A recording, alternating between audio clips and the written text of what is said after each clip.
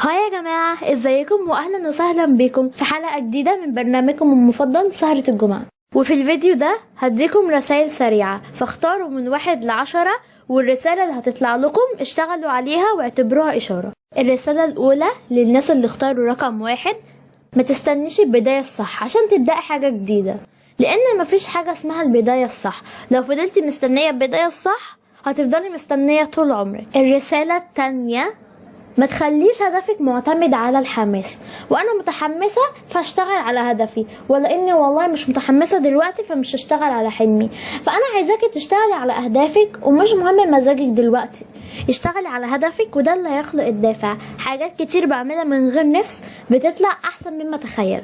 الرسالة الثالثة للناس اللي اختاروا رقم 3: اختاري اصحابك صح. تكوني ما بين 2 بيحبوكي احسن من انك تكوني ما بين 1,000,000 وبيتكلموا من ورا ظهرك. وده اللي بينقلنا للرسالة الرابعة، وهي: عادي تمر بفترة طويلة جدا ما يكونش عندك صحاب ولا صاحبة واحدة. ركزي في النقطة دي كويس اوي. النقطة الخامسة للناس اللي اختاروا رقم 5: ازازة المية جنبك وابدأي بأصعب مهمة اول اليوم.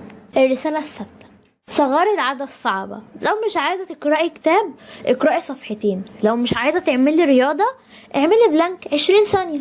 البداية الصغيرة هي اللي بتفتح باب الاستمرار. الرسالة السابعة وركزي فيها يا لولو: الحياة مع الخوف ما اسمهاش حياة. كل حاجة ما عملتيهاش عشان خايفة ممكن لو كنت عملتيها كان ممكن تحول حياتك للأحسن 180 درجة.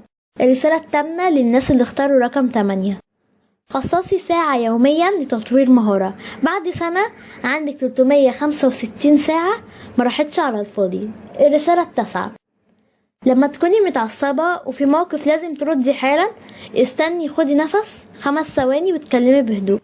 ده بيمنع 90% من الكلام اللي ممكن تندمي عليه بعدين.